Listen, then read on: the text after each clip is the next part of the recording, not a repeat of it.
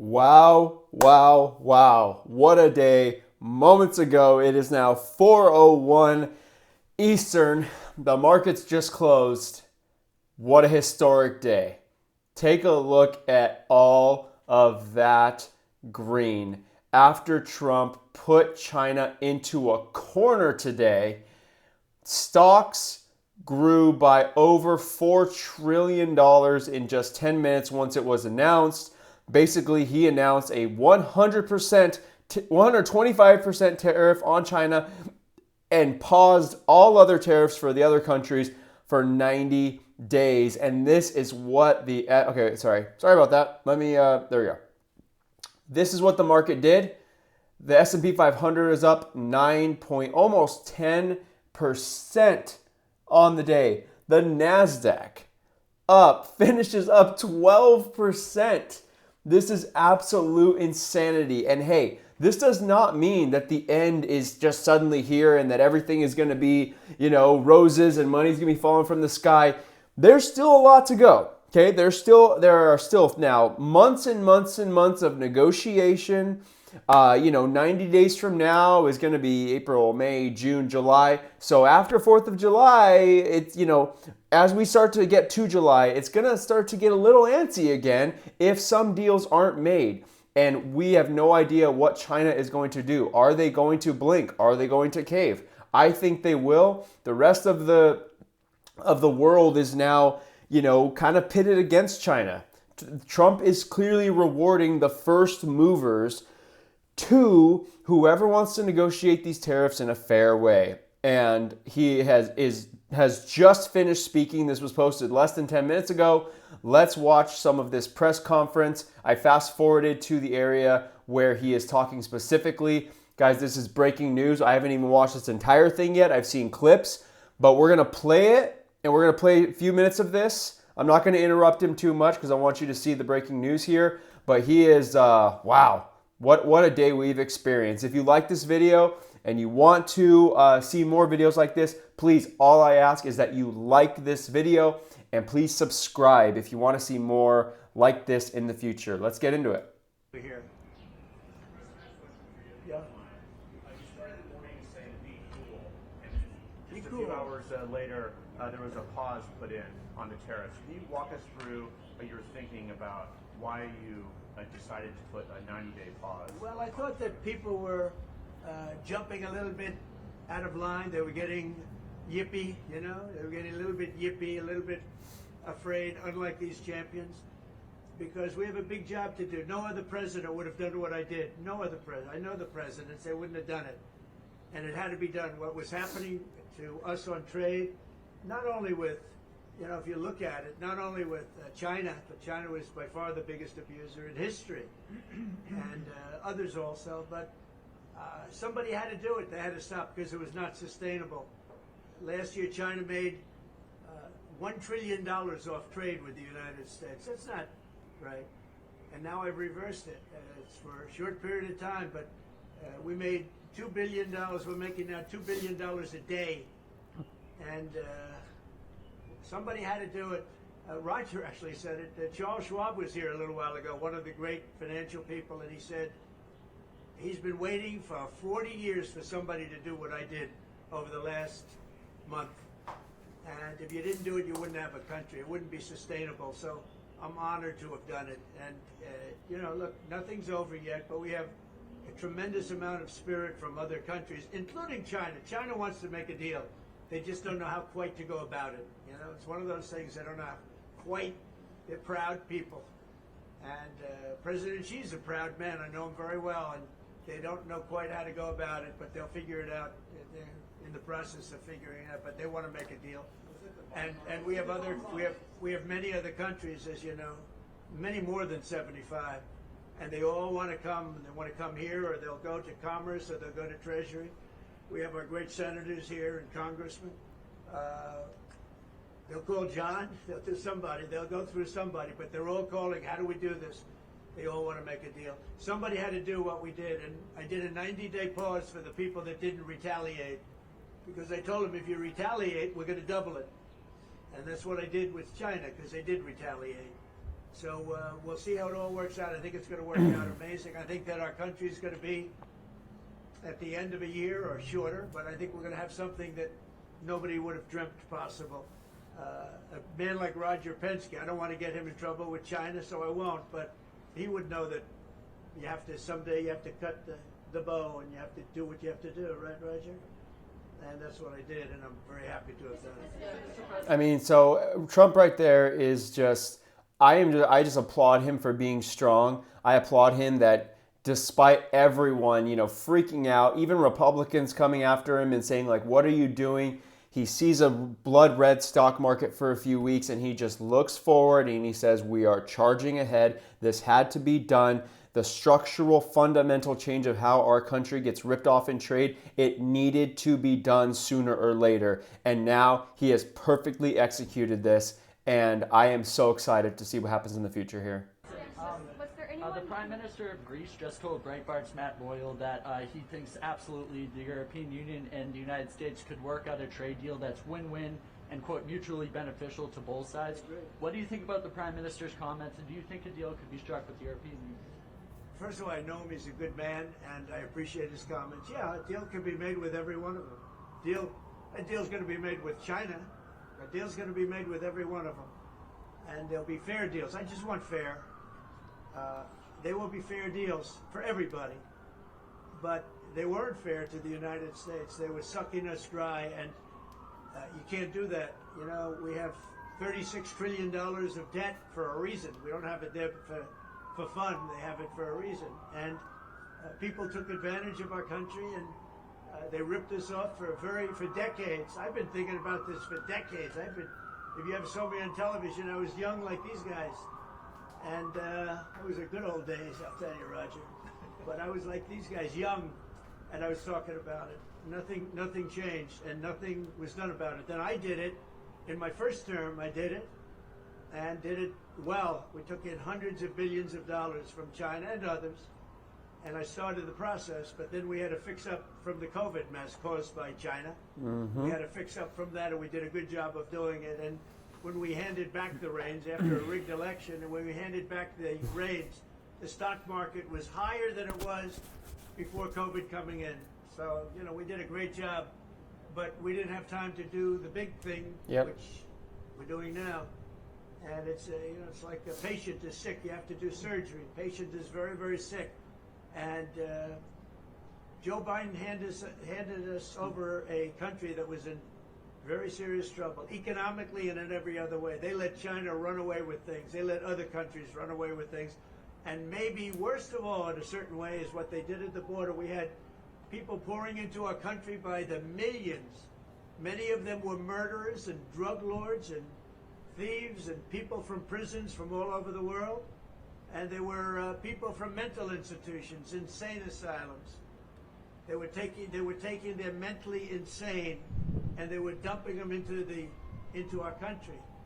And I'll tell you, Tom Homan and Kristi Noem are doing a fantastic job in removing them. And now the courts, the Supreme Court just gave us numerous good rulings where we have to be able to get them out. You had other judges trying to take over the system. And think of it, they take over, they want these people coming back, Tren de Aragua from Venezuela, the Venezuela jails, that cut off the fingers of a man in Colorado. They cut off his fingers because he called the police looking for help. They said, did you call the police? He said, yes, I did. Put your hand down, and they cut off the fingers. This is what they want to bring these people back now.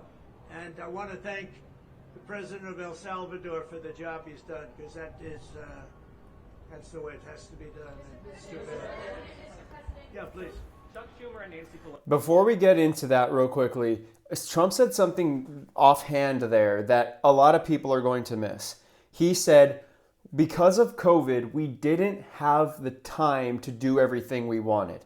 And I feel like a lot of people forget about that. They forget that COVID was the craziest black swan that could have happened to our country. And it wasn't President Trump's fault. It was China's fault. I mean, they let this thing get out of hand. They lied about it from the very beginning.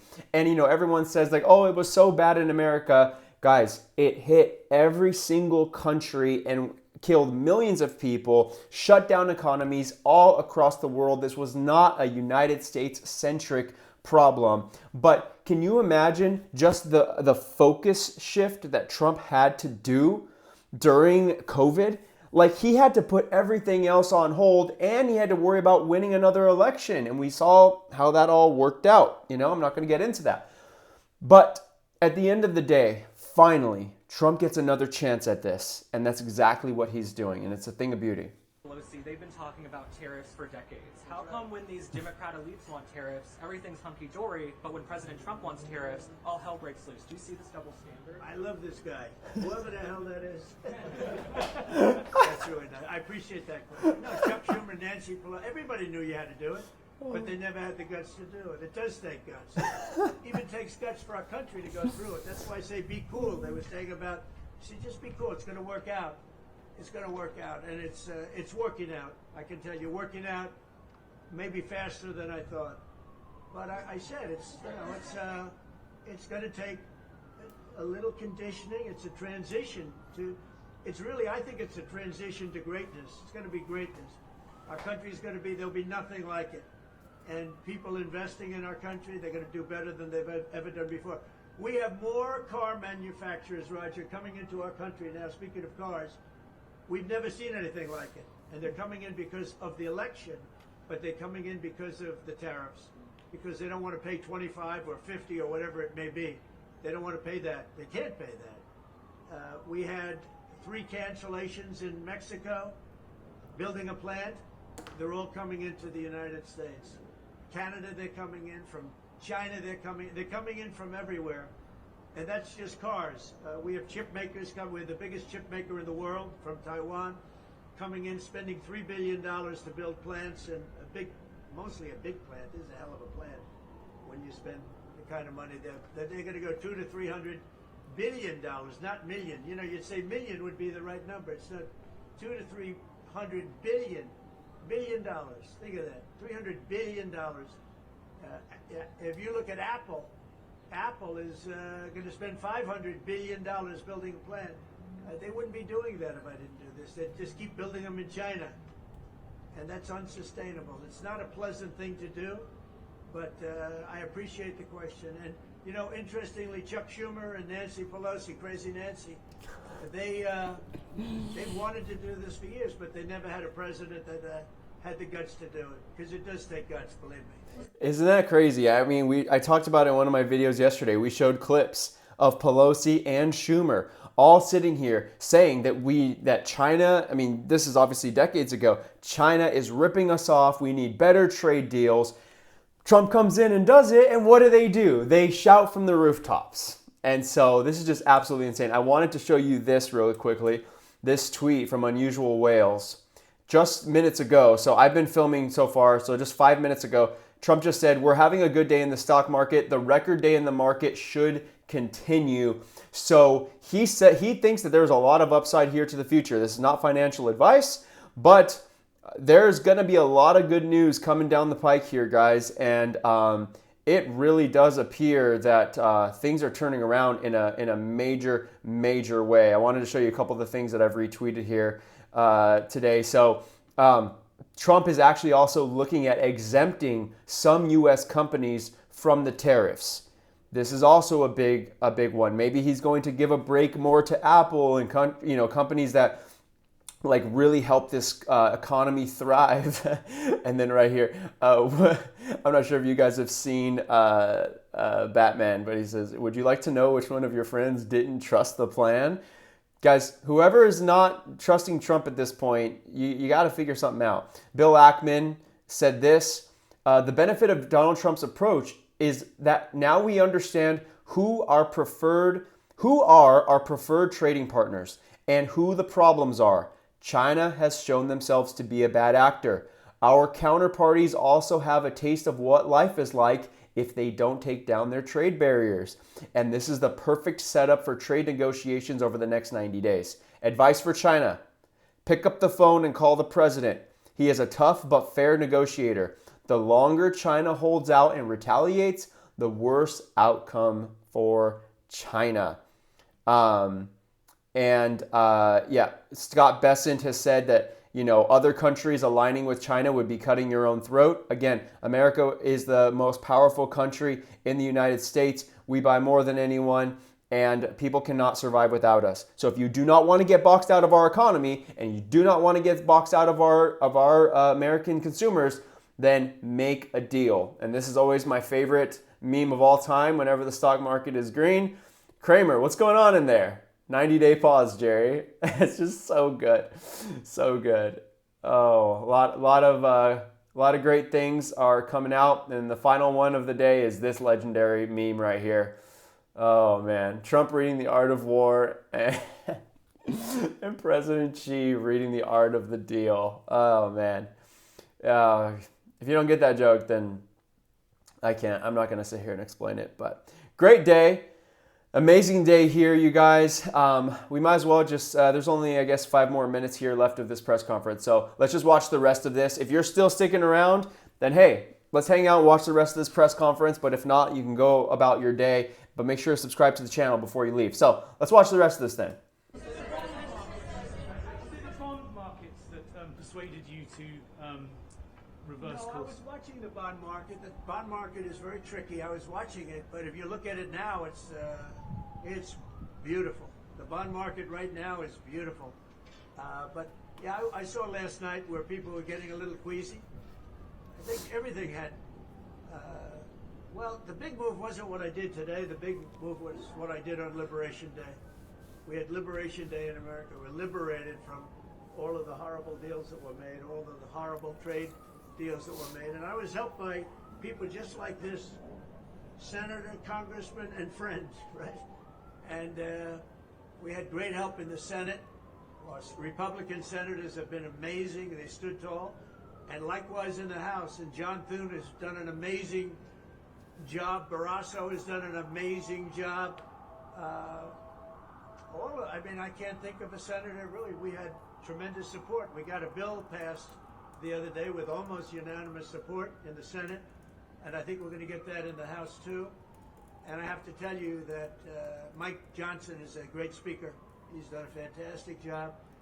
We had a majority of 1, now we have a majority of 7. And you don't realize how big 7 is until you have a majority of 1. 7 sounds like so much, but we're doing well. But Mike Johnson and John Thune have done a really great job. Mr. President, was there anyone who influenced your decision? Did you speak with anyone?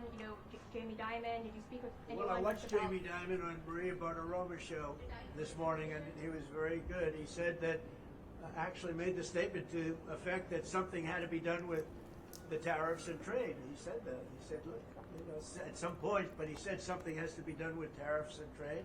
He understood it. He's very smart and very genius financially. He's done a fantastic job at the bank. And he knows that. Everybody knows that. Anybody that's even a little bit smart knows it. It wasn't sustainable what was happening. Somebody had to pull the trigger. I was willing to pull the trigger. This should have been done long ago. Just like Biden should have stopped the border long ago. I mean, allowed 21 million people plus into our country, many of whom should never have been allowed out of prisons and jails. They came out of prisons and jails from all over the world, and now we're getting them out, bringing them back to their countries. But it's should have never been done. Yeah, go ahead, please.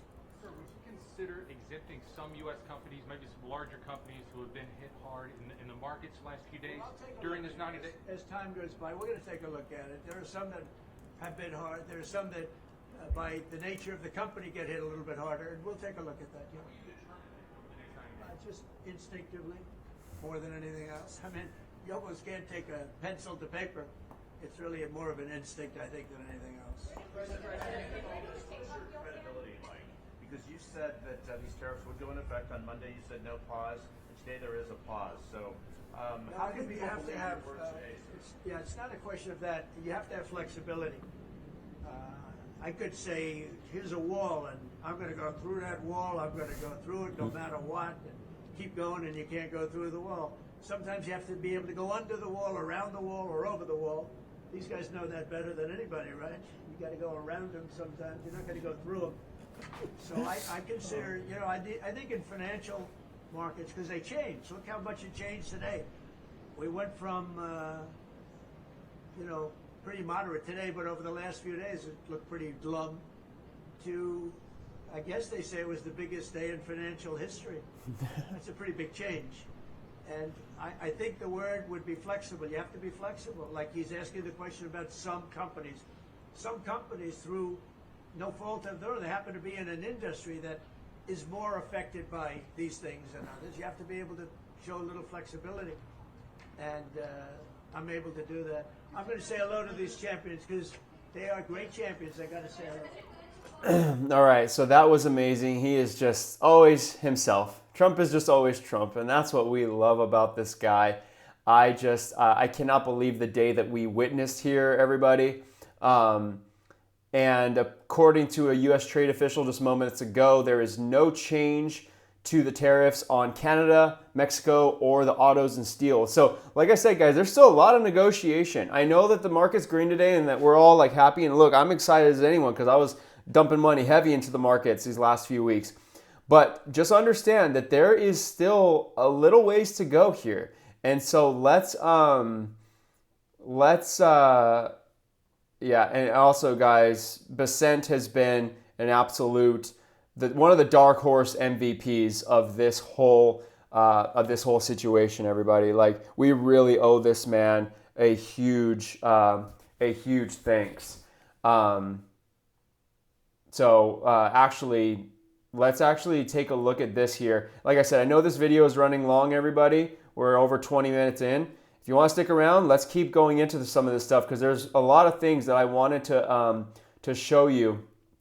But basically, here is Besant talking about how tariffs are going to generate revenue and bring in. Now, this was posted yesterday, so this is before all of the euphoria and everything. But I feel like this is very, very interesting for all of us to know. So if you want to keep learning, and this will be the last thing that I show you today. I know I've been keeping you a long time, but guys, what a day. April 9th is going to go down in history. So let's watch this video, less than 2 minutes, and let's hear the man speak. And he's a genius. Let's look at this. And maybe it's a very nuanced answer because there's sort of different component parts to this. So the president said yesterday with Netanyahu, quote, that these tariffs can be permanent tariffs, and there can also be negotiations. We also had Peter Navarro, as Becky mentioned, and you just talked about, saying that the whole goal of this is to bring manufacturing back to the U.S. And then there's been the discussion of trying to raise revenue as a function of the tariffs. All of those different ideas, to some degree, oddly enough, are at odds with each other. Meaning, if you're successful at creating revenue from the tariffs, you're not bringing jobs back to America necessarily, though that could be an offshoot of what happens. I'm trying to understand from your perspective whether these really are negotiations, they're not negotiations, what success at the end of the day actually looks like. Well, Andrew, that lot to unpack there, and let's just go through it piece by piece. That if we put up a tariff wall, the ultimate goal would be to bring jobs back to the U.S., but in the meantime, we will be collecting substantial tariffs. As I've said, I believe on this show that if we're successful, tariffs would be a melting ice cube in a way, because you're taking in the revenues as the manufacturing facilities are built in the U.S., and there should be some level of symmetry between the taxes we begin taking in with the new industry from the payroll taxes as the tariffs decline. So this man knows what he's doing. He has been behind the scenes talking with Trump this entire time, talking about the negotiations. Everyone said that Trump has no cards to play. Trump has no cards to play.